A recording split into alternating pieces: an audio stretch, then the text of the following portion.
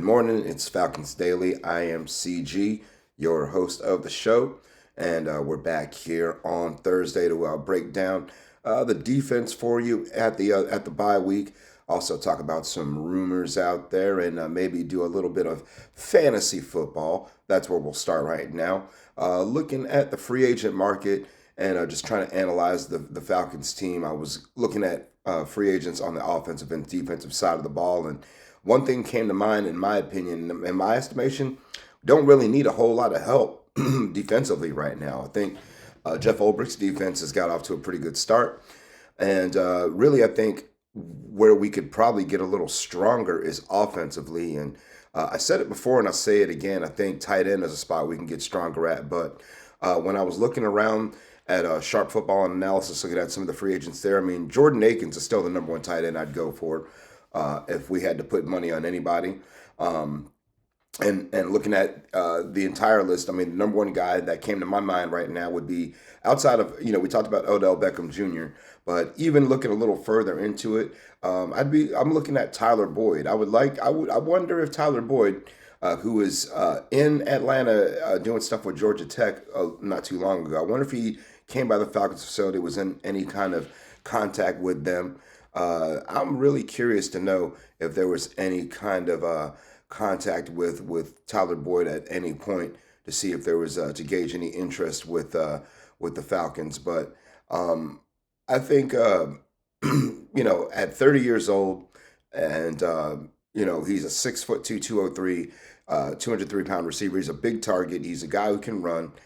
He's proven he can get into the end zone, averaging almost 12 yards a catch over his career. I think he's somebody who definitely deserves a look if we had a chance. Remember, he is a former teammate of Jesse Bates with the Bengals. Last year was probably his most down year, but then again, you got to remember he was with the Tennessee Titans. Their offense doesn't exactly, scare the NFL right now. So, but last year with the Titans, he had 390 yards receiving, and for the first time in his career, did not score a touchdown. So, but I think in our offense, Tyler Boyd could be somebody who really could help us out, especially Ray McLeod is not, doing anything super impressive. Darnell Mooney's been hurt. And then we've got a bunch of younger guys, newer guys, David Sills, Casey Washington to the roster, So it's been a lot of it. The passing game's been a lot on Bijan if it hasn't been Drake London to move the football. And that's why I think we need to look at some other wide receivers outside the building. Maybe Tyler Boyd, again, maybe OBJ. But right now, T. Boyd is the number one guy on my hit list based on my reevaluation of what's out there. Rumors can be fun. One of them we just saw just earlier this week was the fact that Zac Robinson, our offensive coordinator, yes, the one that everybody, wanted to put their hands around the neck of and squeeze firmly and give a nice tight hug to, and then also, turn around to week 4 and, wants to give him a high five with the same hands, is now on the short list according to NFL.com's Ian Rappaport, of replacing Mike Gundy at Oklahoma State. And for those of you who don't know, Zac Robinson is an Oklahoma State alumnus. He did play quarterback there in the Big 12 in a conference that also featured Patrick Mahomes, who played at Texas Tech. So, he's on the short list of people that they want. They're looking at NFL style offenses and people who can get the most out of young quarterbacks and yada yada yada. And right now, Zac Robinson is one of those people who is getting a little bit of attention from his former alma mater about him coming back home there. So, has those rumors reached Flowery Branch? You bet they have. Raheem Morris addressed it at his press conference on Monday, and he said, I don't know if he's been contacted by anybody from Oklahoma State, but we heard the rumors. That's great for him. We want teams to want our guys. So, that, again, that means that if other teams are coming calling, it's not because they're looking to save someone who's being mistreated or anything like that, or being perceived to have been given a bad rap. It's because of that person's performance current performance, previous performance, and expected performance. So Zac Robinson, again, bad week in Carolina, but his body of work so far in the NFL right now, especially with the Falcons as an offensive coordinator, is getting noticed.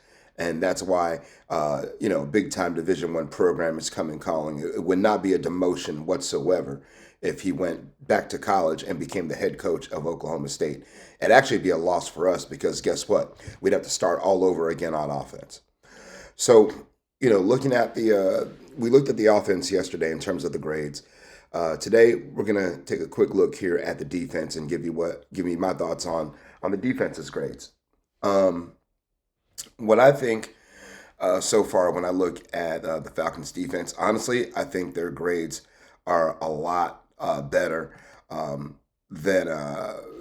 than the offense. That's for certain in certain spots.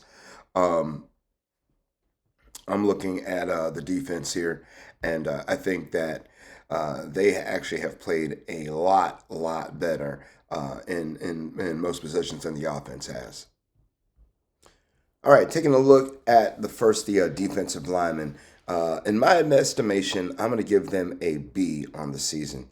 And I'm lumping in the defensive ends and the edge rushers with that. So even though some guys may be listed as outside linebacker or whatever, I'm lumping in, so we're gonna go with the David Onyemadas, the Taquan Grahams, and Lakel London, along with James Pierce, Jalen Walker, etc. Guys who are playing off the edge like that most of the time. Zach Harrison. So I think they're doing a pretty decent job. I mean, and Leonard Floyd, of course. We're mixing in rookies with veterans here and trying to get them some looks. And right now I'm going to give those guys. I would say a solid B right now. We've got, let's see, about 8 guys, seven or eight guys right now in the first 4 games who have at least a half a sack. Ruka Rororo, Billy Bowman, we won't get, or on that line, Ruka Rororo, Jalen Walker, Leonard Floyd, Brandon Dorless, and Zach Harrison. So 5 guys right now on our line have at least a piece of a sack so far this season. Zach is actually leading the Falcons with 2.5 sacks right now. So, Brandon Dorless 1.5. Leonard Floyd a sack and a half. So, I mean, yeah, we need to crank it up a little bit more. But honestly, for what we've had to do here in the very beginning, I think we're playing fairly solid. And of course, when you look at our defensive numbers and our stats for where we are having teams score right now, we're still moving. We're still playing fairly solid. Linebackers, in my opinion. And I'm talking about Caden Ellis. I'm talking about Divine Diablo. A minus right now. Don't know how much more you guys can do at this point in time. Divine Diablo has a half a sack. Caden Ellis, 1.5 right now. Caden Ellis, 23 tackles, 18 for Diablo.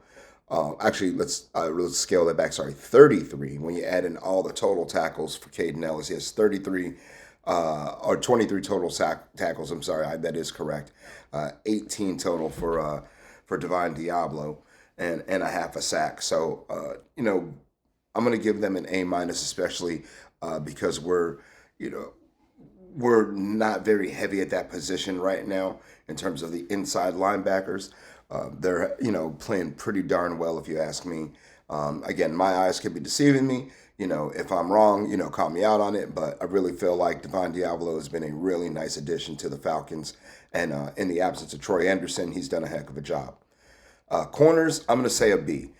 Even with A.J. Terrell out the last couple of games, it feels like they've been able to hold it down. We haven't been giving up.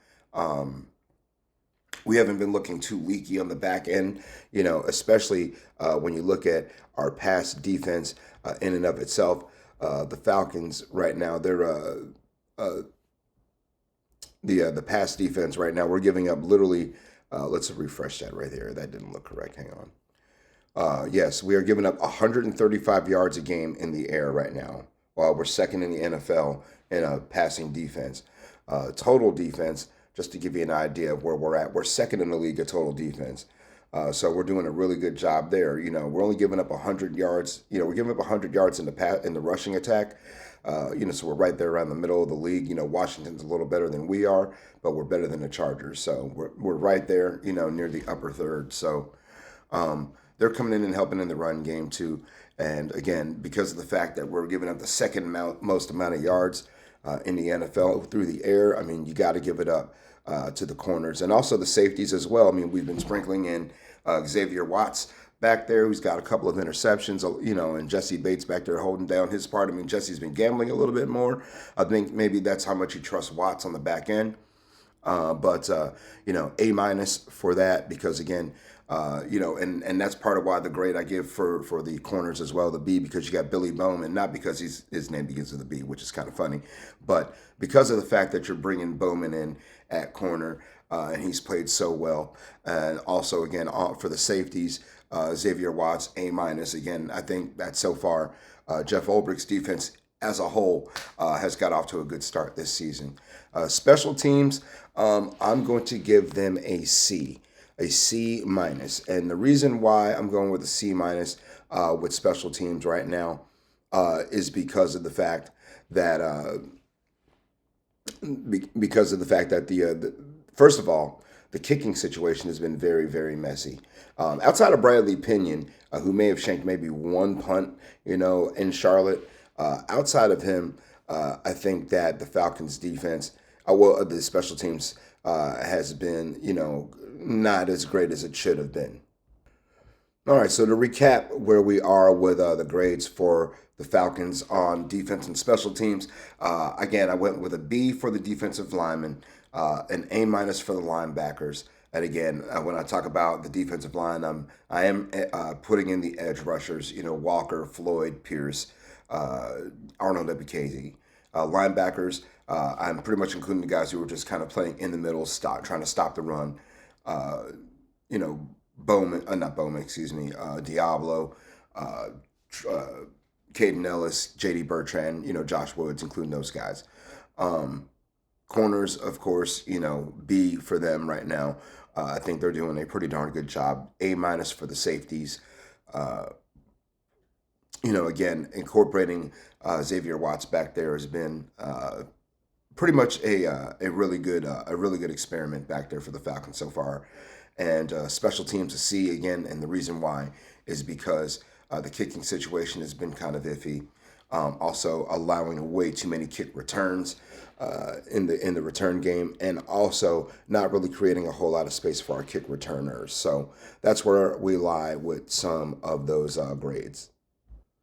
All right, y'all. Comments. Going to the comments, we're going to take a look and see what we had going on there from yesterday's show. We'll start at the top here. Jeff Holden, 1225. What's going on, my friend? What's up, CG? What exactly is Troy's status?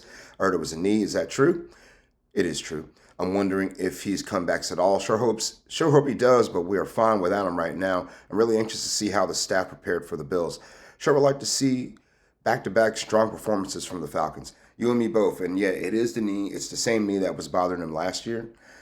So he still remains on IR right now. Actually, I'm sorry, he's on the physically unable to perform list, so he's not even on IR right now.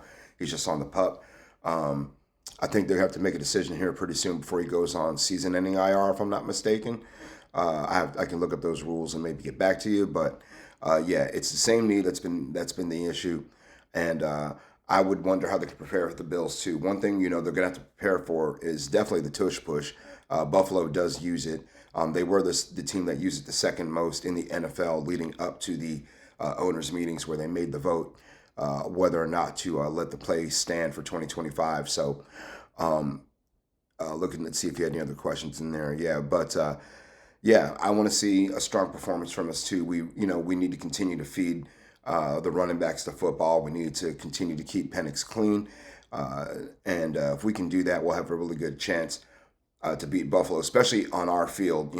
And we are wearing the throwbacks, so that typically usually inspires the fans to show up and rock it. And it's going to be Monday Night Football. It's going to be loud. I mean, Buffalo Bills fans do travel. So if you are a Falcon season ticket holder, you are watching this and not going to be able to go to the game, give your tickets to a Falcon fan. Don't give them to a Buffalo Bills fan, okay? Because we want to continue to create a home field advantage for the Falcons, and don't let. I mean, we know Atlanta is a city where people come from all over the place, but we don't have to let them take over our building just because 5,000 Buffalo Bills fans might live in the city. They don't need to come over and take over our stadium. Next one here. Let's see. Kind of hard to see your name here. Man opinionated on one JR. I think that's how it says. Hello, love the show. What do you think What do you think are the chances that we beat Buffalo when we play them? Thanks, listening every day. Keep it going.